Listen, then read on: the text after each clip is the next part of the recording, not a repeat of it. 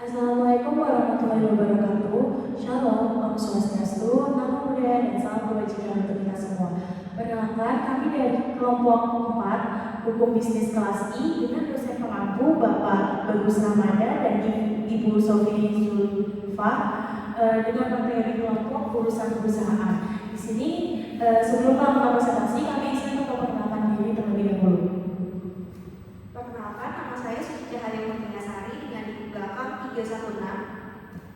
Perkenalkan, nama saya Dita Nanda Kusumawardani dengan di belakang 817. Perkenalkan, nama saya Felicia Wisangusa dengan di belakang 537. Perkenalkan, nama saya Tulita Sarjawas dengan di belakang 813. Baik, untuk itu kami izin mulai presentasi kami. Baik, di sini mulai dari pengertian. Pengertian urusan perusahaan sendiri itu merupakan terjemahan dari bahasa Belanda, yaitu Handelszaak, yang berarti bisnis. Urusan perusahaan adalah segala macam urusan atau segala sesuatu yang berwujud benda, baik yang bersifat material maupun imaterial yang termasuk dalam lingkungan perusahaan. Urusan perusahaan juga memiliki arti dalam segi hukum yang berupa harta kekayaan adalah segala benda yang dapat diperalihkan kepada pihak lain, baik sendiri-sendiri terpisah dari perusahaan maupun secara keseluruhan dengan perusahaan sebagai satu kesatuan.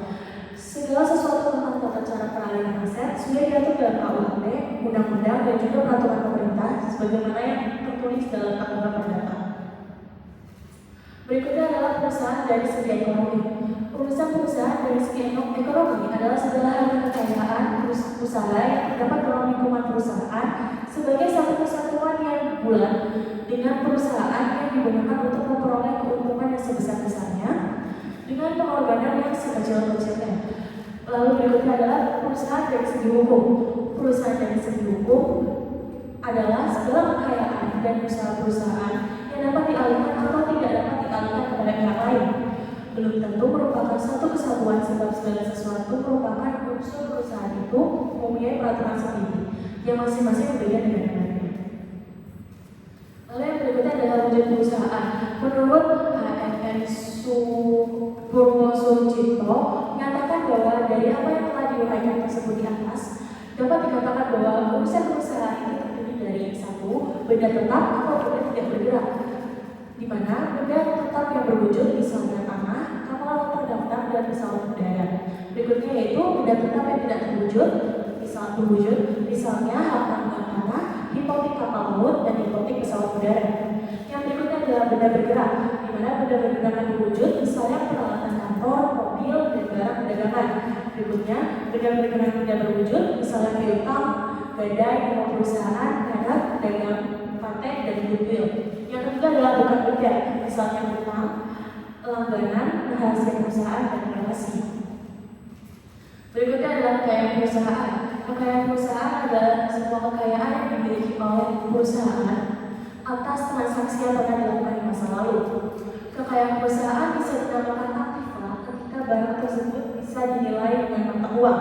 Pengukuran tersebut biasanya diikuti dengan berbagai aspek yang menyertai, misalnya harga awal dari aktiva. Aktiva dibagi menjadi 4 berdasarkan jenisnya, yaitu yang pertama adalah current asset atau aktiva lancang, yang kedua adalah long term investment atau investasi jangka panjang, yang ketiga ada fixed assets atau aktiva tetap, yang keempat adalah intangible fixed asset atau aktiva tetap tidak berwujud.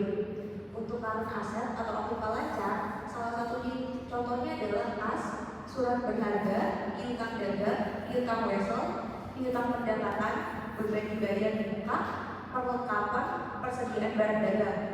Lalu untuk long term investment atau investasi jangka panjang, contohnya itu ada saham, obligasi, investasi jangka panjang.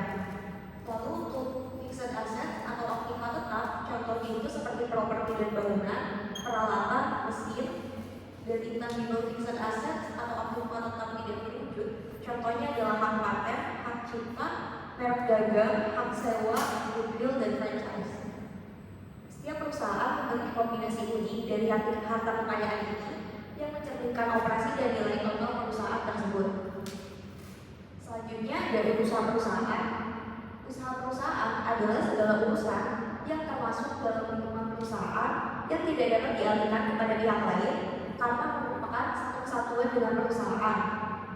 Usaha perusahaan meliputi perbuatan hukum berupa kontrak dengan pihak ketiga, produk dari kontrak tersebut berupa piutang perusahaan atau produk kontrak penjualan, dan hutang perusahaan atau produk kontrak pembelian, serta hak-hak lain seperti hak lisensi dan hak merek.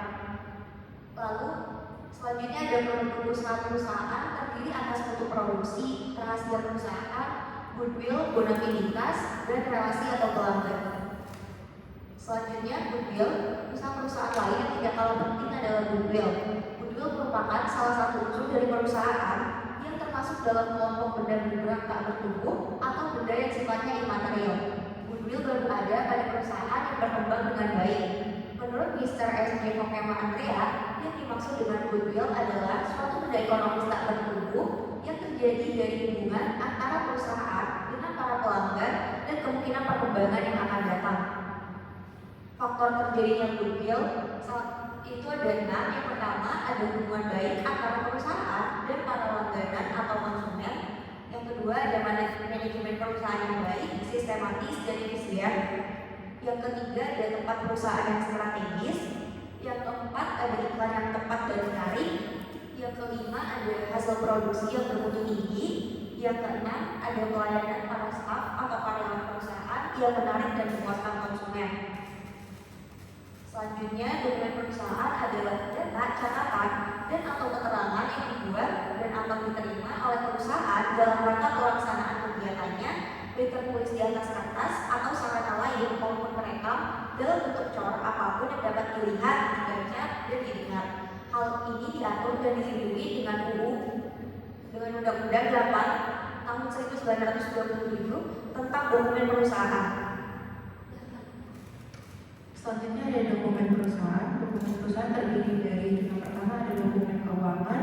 Itu merupakan bukti adanya hak dan kewajiban serta kegiatan usaha suatu perusahaan. Itu biasanya terdiri dari catatan, bukti pembukuan, data pendukung administrasi keuangan.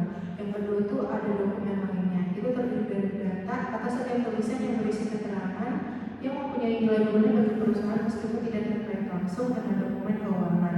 Jangka waktu penyimpanan dokumen ini ditetapkan berdasarkan nilai guna dokumen tersebut. Untuk dasar hukum dokumen perusahaan itu ada di Undang-Undang Nomor 8 Tahun 1997 tentang dokumen perusahaan perseroan terbatas di Indonesia. Adalah undang-undang yang mengatur pendirian dan pengelolaan perusahaan sebagai badan hukum. Ada di pasal 5 ayat 1 dan pasal 20 ayat 1 Undang-Undang 1945.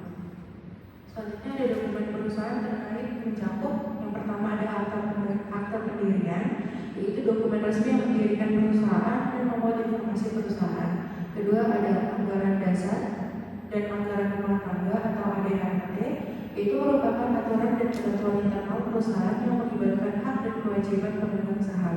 Selanjutnya ada strategi usaha, itu untuk operasional perusahaan dan diberikan oleh Badan Koordinasi Penanaman Modal atau BKPM. Selanjutnya ada naskah keputusan rapat pemegang saham.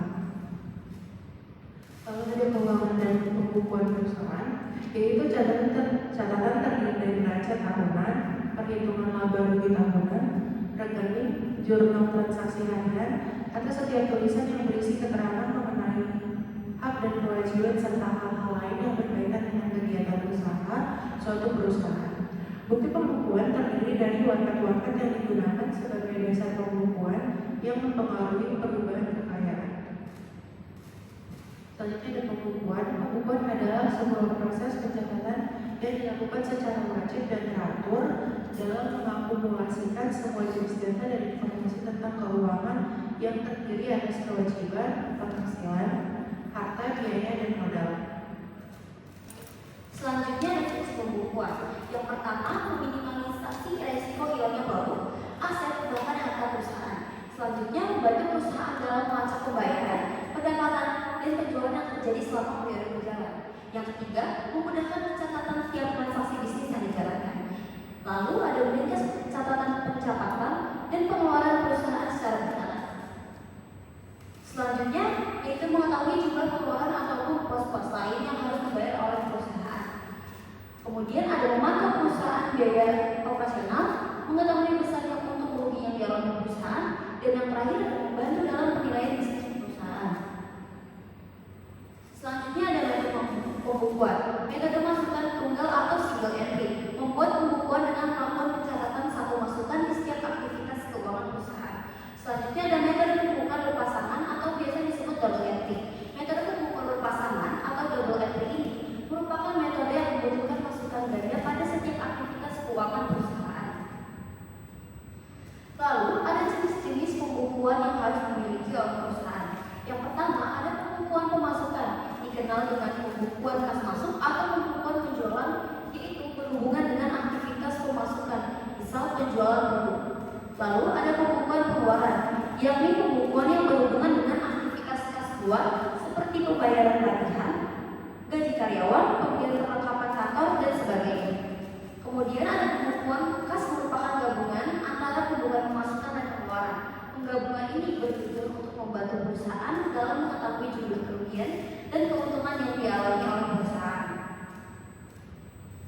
Selanjutnya yang keempat ada pembukuan persediaan, yaitu pembukuan yang digunakan untuk mencatat seluruh persediaan barang yang masuk dan keluar pada perusahaan. Yang kelima ada pembukuan inventaris, jenis pembukuan untuk mencatat set yang dimiliki atau perusahaan untuk menjalankan kegiatan produksinya, seperti mencatat anggaran hibah, belanja, dan sumbangan. Dan yang terakhir ada pembukuan laba rugi. Pembukuan ini menunjukkan kondisi keuangan perusahaan. Pembukuan ini berisi keseluruhan pendapatan dan beban perusahaan dalam periode tertentu. Kesimpulannya, urusan perusahaan atau harga adalah segala macam sesuatu, baik yang berwujud benda maupun yang bukan benda, yang termasuk dalam lingkungan perusahaan tertentu.